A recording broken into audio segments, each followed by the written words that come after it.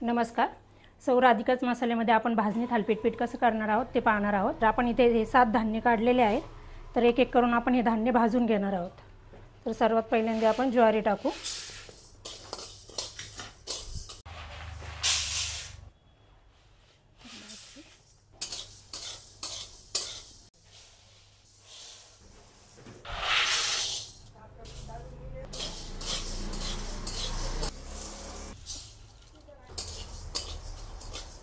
आपला चहा मसाला व मुखवास पावडरला देखील मागणी मिळत आहे, कारण पूर्वी मुखवास पावडर व चहा मसाला घरोघरी वापरला जात होता.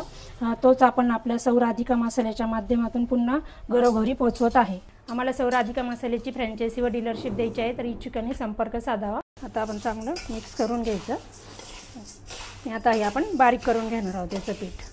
आणि याच्यात तुम्ही पाहिलं आपण याच्यामध्ये धने, जिरे, ओवा, बडीशोप हे सगळं टाकलं. त्यामुळे पीठ मळताना तुम्हाला बाकीच्या गोष्टी टाकायची गरज नाही. या पिठाला आपोआप चव येऊन जाते. गार झालेलं आहे. आपण याला गिरणीमधून आपल्या बारीक करून घेऊया. ओके.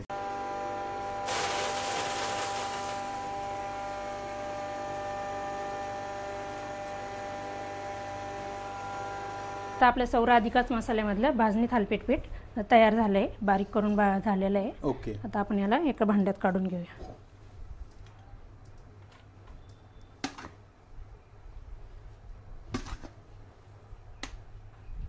आता आपण थालीपीठ बनवणार आहोत. तर आपण आता पीठ घेतोय भाजणीचं. यामध्ये आपण आता कांदा टाकणार आहे. ओके. त्याच्यामध्ये तुम्ही आवडीनुसार तुमचं बीट, गाजर किंवा मुळ्याच्या पण थालीपीठ करू शकता. लसूण आणि आलं, हिरवी मिरचीची पेस्ट आहे ही टाकणार.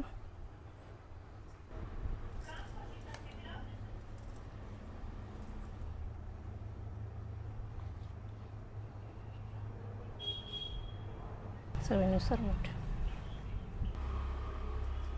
कोथिंबीर आपण जास्ती घालतोय.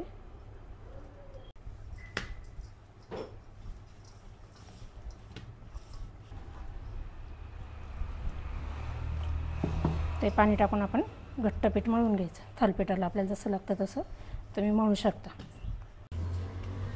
आता आपलं हे पीठ मळून झालंय. आता याचे आपण थालीपीठ करणार. ओके. आता आपण याचं तळून थालीपीठ करणार. ओके.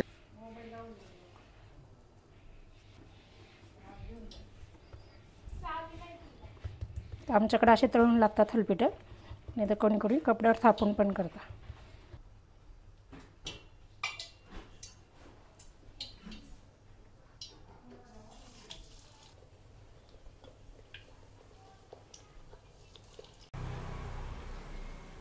आता हे तळून झाले. तळल्यामुळे ते कसे लालसर झाले आणि वरती आलेत ते आपले थालीपीठ तयार झाले. तर आपण आता काढून घेऊया.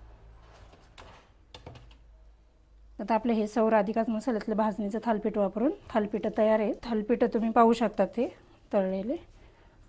हे तुम्ही याच्याबरोबर आपण काकडीची कोशिंबीर बरोबर खाऊ शकता, किंवा कांदा टोमॅटोची दही आहे, हे लिंबाचं लोणचं आहे. ऑर्डरसाठी आपण कॉन्टॅक्ट करू शकतात. शॉप नंबर 5, नंदराय अपार्टमेंट, गंधर्व नगरी, मारुती मंदिरा शेजारी, नाशिक रोड, नाशिक.